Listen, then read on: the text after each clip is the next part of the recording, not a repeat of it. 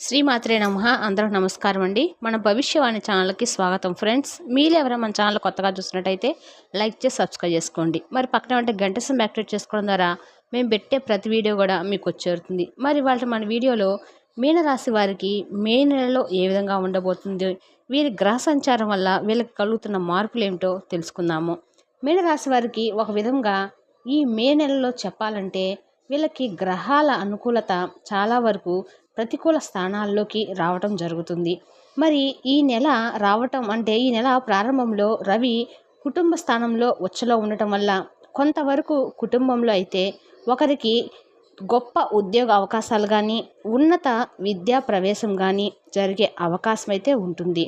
అలాగే మీ కుటుంబం యొక్క ప్రతిష్ట name and same to same చాలా వరకు పెరుగుతుందని, అలాగే మీకు ఉన్నటువంటి కొంతవరకు గురువు ముఖ్యంగా మీన రాశి వారికి రాశాధిపతిగా గురువు 15వ తారీఖున అంటే వీళ్ళకి 15వ తారీఖు తర్వాత చతుర్థ భావానికి వెళ్ళడం వల్ల వీళ్ళకి చాలా వరకు కూడా ఈ మీన రాశిలో వారికి స్థాన చలనం జరిగే అవకాశం అయితే ఉంది. ఈ నెల చివరిలో అనుకుందాం. అక్కడ నుంచి ఇంచుమించుగా 1 ఇయర్ పాటు అదే రాశిలో సంచారం జరిగే సమయంలో ఏదైనా సొంత గృహ నిర్మాణం గాన, లేదంటే ఏదైనా ఒక సొంత ప్రాంతం లాంటి ప్రాంతంలోకి వెళ్ళడం గాన, మొత్తం మీద స్థలం మార్పు అయితే జరుగుతుంది. విద్యలో అభివృద్ధి కలుగుతుంది, వాహన లాభం కలుగుతుంది, మొత్తం మీద గృహంలో ప్రశాంతమైన వాతావరణం ఏర్పడుతుంది. అలాగే దశమాన్ని కూడా వీక్షించటం వల్ల వృత్తిపరంగా కూడా స్టెబిలిటీ ఏర్పడుతుంది. గతంలో స్ట్రగ్గుల్గా ఉన్నటువంటిది ఏదో ఒక విద్యని, ఒక శాస్త్రాన్ని పట్టుకొని దాన్ని అభివృద్ధి చేసే ప్రయత్నం కూడా జరుగుతుందంటది. అలాగే ఏదైనా ఒక ఆధ్యాత్మిక రంగంలో కానీ, ఎండోమెంట్ రంగంలో కానీ ప్రవేశిద్దాం అనుకున్న వారికి, శాస్త్రాలు అధ్యయనం చేద్దాం అనుకున్న వారికి చాలా వరకు ఇది గురుబలం చాలా అనుకూలంగా ఉంది. ఈ నెల 15 తర్వాత ఇంకా ఆల్రెడీ ధనాధిపతిగా కుజుడు ఇంచుమించుగా ఈ నెలంతా 5వ స్థానంలో సంచరిస్తూ ఉంటాడు. సో దానివల్ల ఏంటంటే చాలా కొత్త విషయాలు తెలుసుకునే ప్రయత్నం కూడా జరుగుతూ ఉంటుంది. అలాగే మీలో ఉన్నటువంటి నైపుణ్యాన్ని చాలామంది గుర్తిస్తారు. ఏదైనా ఒక నిర్ణయం సడన్గా తీసుకోవడం జరుగుతూ ఉంటుంది. ఇక ముఖ్యంగా ఈ మీనరాశి వారికి జన్మ శనితో పాటు శుక్రగ్రహము తృతీయ అష్టమాధిపతిగా రాశి యందు సంచరించడం వల్ల వీళ్ళకి ఖర్చులు చాలా ఎక్కువగా విపరీతంగా పెరుగుతాయి. అది పక్కన పెడితే మీలో ఉన్నటువంటి టాలెంట్కి తగిన గుర్తింపు అయితే రావడం జరుగుతుందని, మీరు ఒక సినిమా రంగంలో కానీ, రచనా రంగంలో కానీ, ఒక డైరెక్టర్గా గానో, ఒక స్క్రీన్ ప్లే రైటర్గా గానో, రచయితగానో, ఒక కవిగానో మీరు రంగ ప్రవేశం అయితే చేయొచ్చు. మీ దగ్గర ఉన్నటువంటి ప్రాజెక్ట్స్ అయినా, రచనలు అయినా, స్క్రిప్ట్ ఏమైనా ఉంటే అది బయట పెట్టడం వల్ల మీరు దానికి ఎవరో ఒకళ్ళు గుర్తించి మీకు వెలుగులోకి అయితే తీసుకురావడం అయితే జరుగుతుంది. ఇక లేదంటే మీరు స్వతంత్రంగా మిత్రుల సహకారంతోనో, ఒక పెద్ద వ్యక్తి సహకారం చేయడం వల్ల ఒక సినిమా లాంటిది నిర్మించవచ్చు. ఏదైనా పెద్ద పెద్ద ప్రాజెక్టులు లాంటివి మీ ద్వారా రాబోతుంది. తద్వారా మీకు మంచి అయితే జరగబోతుంది. అది మీరు మీలో ఉన్నటువంటి బిడియాన్ని, సహజంగా ఉన్నటువంటి భయాన్ని పక్కన పెట్టి మీ టాలెంట్ మీరు రుజువు చేసుకునే సమయం అయితే వచ్చింది. దాన్ని బట్టి మీరు డైరెక్టర్గా అంటే సినిమా తీయాలనుకుంటే డైరెక్ట్గా, సీరియల్ తీయాలనుకున్నా, లేదంటే మీ యొక్క ప్రాజెక్ట్ ఇతరులు నిర్మిస్తే దానికి మీరు పర్యవేక్షణ చేయటం వల్ల మొత్తం మీద మంచి గుర్తింపు అయితే రావడం జరుగుతుంది. మీకు మంచి డిమాండ్ ఏర్పడుతుంది. ముఖ్యంగా ఈ రాశిలో ఉన్నటువంటి స్త్రీలకు ఆర్థిక పరంగా చాలా అనుకూలత అయితే ఏర్పడుతుంది. కొత్త ఉద్యోగ ప్రయత్నాలు ఫలిస్తాయి. మీలో ఒక ఆకర్షణ పెరగటం వల్ల చాలా మంచి గుర్తింపు అయితే, గౌరవం అయితే లభిస్తాయి. ఏదైనా ఒక పదవి లాంటిది ప్రయత్నం చేస్తుంటే ఈ సమయంలో మీకు లభించే అవకాశం అయితే ఉంది. అయితే ఇంచుమించుగా రాహు ఈ నెల 18 వరకు ఉన్న అది సినిమా రంగానికి, సాఫ్ట్వేర్ రంగానికి, పెద్ద పెద్ద పరిశ్రమలకి చాలా ఉపయోగకరంగా ఉంటాడు. ఎటువంటి 18 తర్వాత 1000 స్థానంలోకి రావటం వల్ల జరుగుతూ ఉంటుంది. సరే, 1000 స్థానంలోకి రాహువు మారినప్పుడు కొన్ని ఆడంబరమైనటువంటి ఖర్చులు పెరగటం అయితే జరుగుతుంది. ఇలా ఖర్చులు పెరగటం వల్ల ఉన్న స్థాయికి మించి వస్తువులు కొనే ప్రయత్నాలు జరుగుతూ ఉంటాయి. అలాగే మీ యొక్క స్టేటస్ పెరగటం వల్ల దానికి సమానంగా మిగతా విషయాలు అంటే గృహం అవ్వచ్చు, వాహనం కావచ్చు, మీ డ్రెస్ విధానం అవ్వచ్చు, ఇవన్నీ కూడా మారటం అయితే జరుగుతుంది. కొత్తగా మిమ్మల్ని మీరు ప్రజెంట్ చేసుకుంటూ ఉంటారు. చూసిన వాళ్ళకి ఒక గొప్ప వ్యక్తిగా, కొత్త వ్యక్తిగా మారటం అయితే జరుగుతూ ఉంటుంది. బట్ ఏదైనా మీనరాశి వారికి ఈ జన్మ శని ప్రభావం వల్ల ఏదైనా పని వాయిదా వేయకుండా ఎప్పటికప్పుడు పూర్తి చేసుకోవడము, ఇది ఎక్కువగా విద్యార్థుల మీద ప్రభావం చూపుతూ ఉంటుంది. ఏదైనా తర్వాత చదువుకుందాం, తర్వాత చేద్దాం అనే ఉద్దేశంతో కాలయాపన చేస్తూ ఉంటారు. మరి ఈ సంవత్సరం ఏదైనా మెడికల్ ఎంట్రన్స్, కో ఇంజనీరింగ్ లాంటి ఎంట్రన్స్కి వెళ్తున్న వారు చాలా ఎక్కువగా కష్టపడవలసి ఉంటుంది.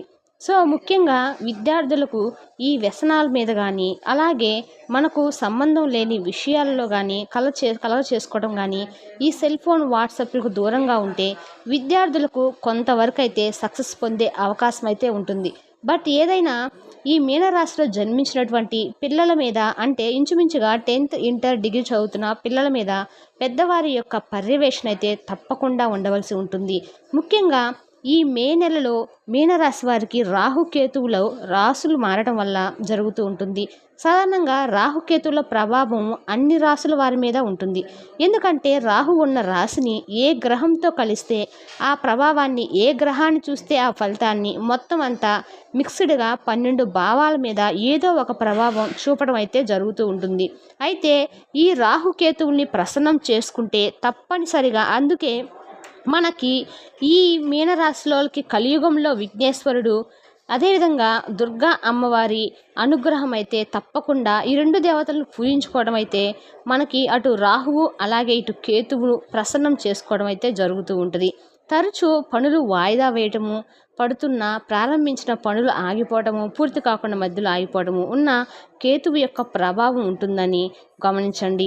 చాలా వరకు ఈ విఘ్నేశ్వరుని ఆటంకాలు తొలగించుకుంటే మాత్రం విఘ్నేశ్వరుని పూజ చేసుకుంటూ ఉండండి. అది సంకష్టహర చతుర్థి కానీ, గణపతి హోమం చేసుకోవడము, వినాయకుడిని గరిగతో అర్చించడము, అష్టోత్తరంతో పూజను చేసుకోవడము, ఏ పని ప్రారంభించినా వినాయకుడిని స్టార్ట్ మొదలు పెట్టుకుంటే మీకు విఘ్నం లేకుండా ముందుకు వెళ్ళడం అయితే జరుగుతూ ఉంటుంది.